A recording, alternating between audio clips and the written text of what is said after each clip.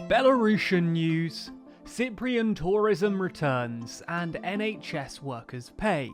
This is your TLDR News daily briefing for Friday the 5th of March. For the first story today, we turn to Belarus to discuss more of the fallout from last year's presidential election. For those of you who have been following the daily briefing for a while now, you might remember that last year we covered quite a lot about the Belarusian election. For those of you who haven't been around for quite as long, here's a quick summary. President Lukashenko has been at the helm of Belarus since 1994, around the time a new constitution was adopted. However, many of the elections that have been held since then have been seen as corrupt by international organisations. The Organisation for Security and Cooperation in Europe have claimed that due to arbitrary detention of opposition candidates, elections simply aren't fair. This bubbled up again last year following yet another corrupt election. Svetlana Tikhanovskaya opposed President Lukashenko after her husband, the former opposition leader, was arrested. The night before the election, two of her senior staffers were also arrested, and she was then threatened with having her children taken away from her and put in a state-run orphanage. As a result, she was forced to send her children to live with their grandmother abroad. Regardless, many insist that she was the true winner of the 2020 presidential election, and that President Lukashenko's victory only happened as a result of mass electoral fraud. The reason this story has cropped up again today is because Belarusian authorities have sent a request to the General Prosecutor's Office of the Republic of Lithuania, where Svetlana is currently residing, with Belarus hoping that she'll be extradited for criminal prosecution for crimes against the government, public safety and the state. Given that Lithuania opened its borders to the Belarusian protesters on humanitarian grounds, and given that the president of Lithuania has said that we cannot call Mr. Lukashenko legitimate because there were no free democratic elections in Belarus, it seems unlikely that they'll adhere to the request. Regardless, we'll be sure to update you as this continues to play out.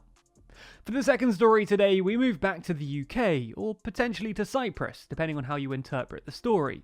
Anyway, much of the news these days is about when we'll be able to do things normally, with the pandemic seemingly calming down slightly.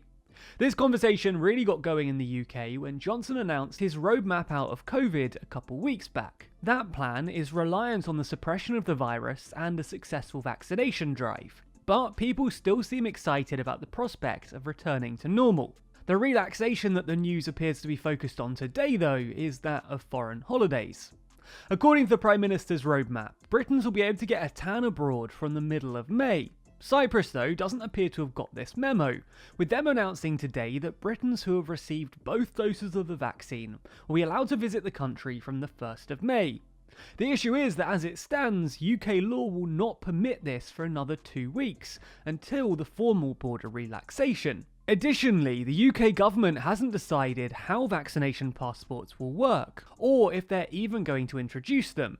The UK government could theoretically backtrack on its mid-May holiday date and swiftly decide on a vaccination passport scheme, although this certainly would look like a U-turn following the Prime Minister's insistence that the dates in the roadmap were simply the earliest possible relaxation dates. Aside from this, it's hard to see how tourists would visit Cyprus without breaking the law, at least for the first 2 weeks after Cyprus opens its borders. Ultimately, we'll have to see if the government is able to stick to its mid-May plans, if they get delayed, and if they even issue the vaccine passports required for Britons to be allowed entry.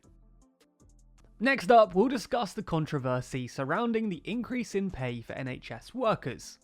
The Royal College of Nursing has pushed for a pay increase of 12.5% for NHS staff, calculated to rectify the pay freeze of the last few years, which allowed NHS workers' wages to drop in real term. The government has agreed to increase pay, but only by 1%. The RCN has claimed that an experienced nurse would take home an extra £3.50 a week on the back of this pay increase. There's also the debate as to whether this pay increase is even above the rate of inflation. It does depend on which measure of inflation you use, but if the pay increase is below the rate of inflation, it can be argued that it is in fact not even a pay rise at all. Instead, in real terms, it would actually be considered a pay cut. As we said though, it depends on which measure of inflation you use, but a 1% rise isn't likely to cut the mustard. In response to this criticism, Health Minister Nadine Dorries has stated that the pay increase is the most we can afford, although she did admit that everyone in an ideal world would love to see nurses paid far more. What do you think though? Should NHS workers be paid more, or can we simply just not afford it? Let us know your thoughts in the comments below. One final note to end the week with. A couple of times this week we've discussed the financial situation surrounding the daily briefing, and how despite us believing in the series, it's not even close to profitable. It's been so encouraging to see the response from you guys, and seeing that you clearly like the briefing. So let me make this commitment to you. We'll keep the briefing running for at least 2 more months until May, and we'll update you before making any major changes. Lots of you commented wanting to know how you can help us out, so let me tell you. Firstly, and most importantly, you can share the briefing. Essentially, for the briefing to be viable, we need to reach more people. So if you know someone who'd like the briefing, then tell them about it. If you've got a few Instagram or Twitter followers, then share it with them too. Secondly, and only if you feel like you're able to, you can also support us financially. One great way of doing this is paying £4 a month for the morning briefing, our completely exclusive daily summary of the news sent out each morning. I personally make that newsletter, scouring the web for the most interesting stories and sharing them with you alongside my own custom summaries. All of the money from the morning briefing is pooled with the daily briefing, so if you support that, you're supporting this project too.